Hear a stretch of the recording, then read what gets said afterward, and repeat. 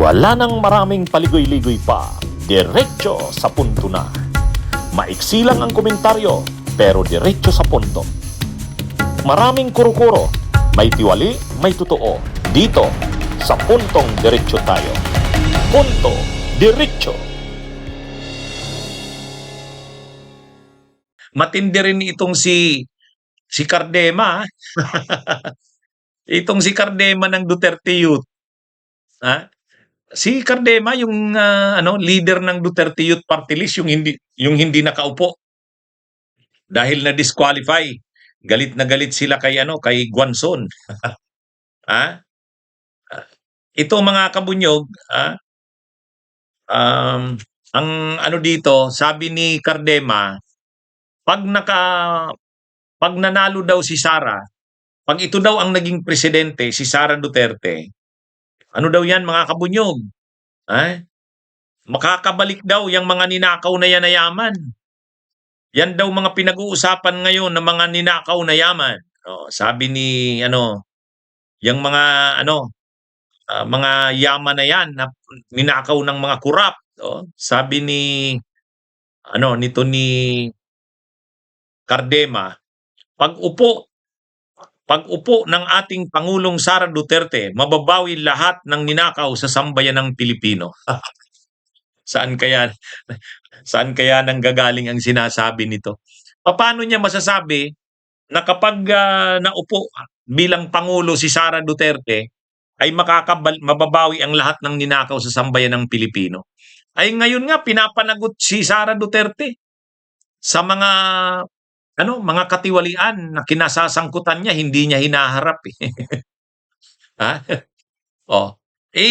Kung ang record niya sana malinis, malinis ang record niya, mga tipong Leni Robredo, walang bahid ng korupsyon.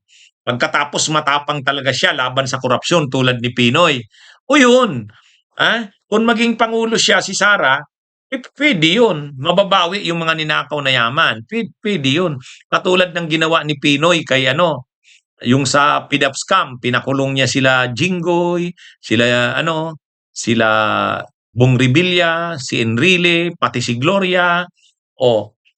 Nung panahon ni Pinoy, may political will talaga yon na panagutin ang mga kurap. At saka wala ring bahid ng korupsyon si Pinoy. Matapang yon laban sa korupsyon. At the same time, walang bahid ng korupsyon. Ay si Sara Duterte puno ng korupsyon. Hindi lang si Sara Duterte, yung pamilya Duterte mismo.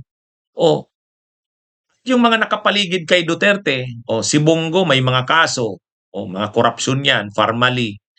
Si Digong marami rin, korupsyon din, formally, mga korupsyon nung panahon ng COVID. Si Pulong Duterte, sa 3 taon mula 2019 to 2022, 51 billion ang budget sa distrito niya lang. Ay mga kabunyog, mga kababayan. Kaya tapos sasabihin ngayon ni Cardema, sasabihin ngayon ni Cardema na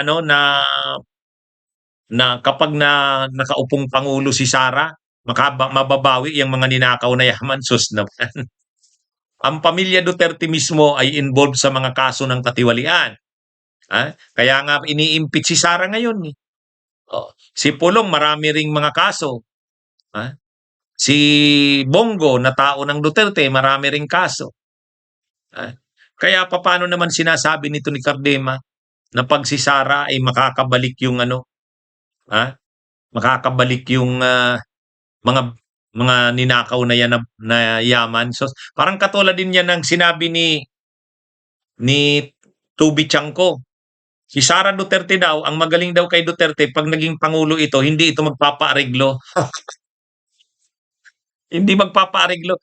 Ang mga sumusuporta kay Sara, sila Gloria, Villar, Estrada, mga pinakakurap sa Pilipinas.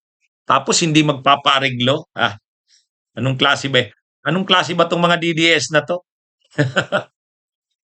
Kaya, ito mga kabunyog, mga kababayan? Sila? Binabatikos nila yung malawakang korupsyon. Tapos ang tingin nila, ang magsosolve ng malawakang korupsyon na ito ay si Sara Duterte. Ha? Anong paano nila na ano 'yan? Saan galing yung kanilang ideya na 'yan? Na si Sara ang magsosolve ng korupsyon ng Pilipinas? Siya nga mismo corrupt, eh. Anyway, 'yan yung sabi ni ano, 'yan yung sabi ni Cardema. Kasi nagsalita siya doon sa Davao, Araw ng Davao.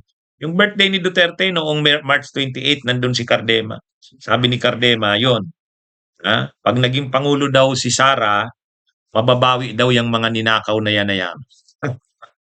Ay, mga kabunyog. Ang mga DDS, ganun yung kanilang mga ano, mga sinasabi.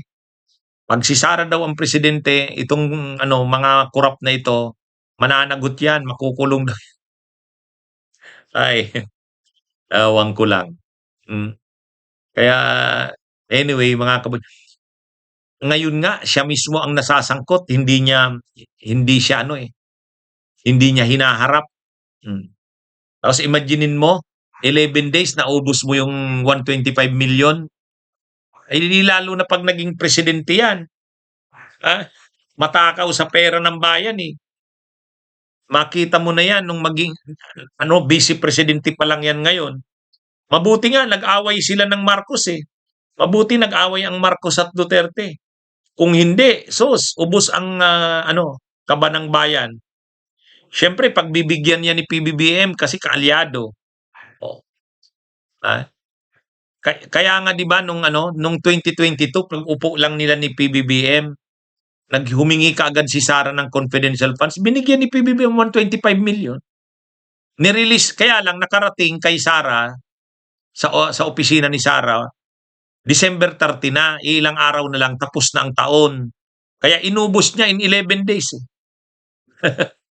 Tapos nung sunod na taon, hindi pa sila magkaaway ng Marcos noon. Binigyan siya ng 2.3 billion na budget sa OBP. May confidential funds ang OBP na 500 million. Ang DepEd, ang laki-laki rin ng budget na binigay. Tapos may confidential funds pang 125 million. Ganun katindi. Talagang binigay ang luho ni Sara noon. Natigil na lang yan noong 2023 na, ay 24. O, kasi magkaaway na yung Marcos at Duterte. O ngayon, imaginein mo kung presidente siya, ganyan siya katakaw sa pundo ng bayan. Tapos sasabihin nitong mga DDS, pag si Sara ang pangulo, hindi pa areglo. Mapapanagot ang mga korap sa bayan. Sos. Bunyog, bunyog, halikan na kasama ka. Bunyog, kapag buklod ay may pag-asa. Luzon, Visayas, Mindanao, isa ang pananaw. Sa bagong Pilipinas ang bunyog isisigaw. Bunyog,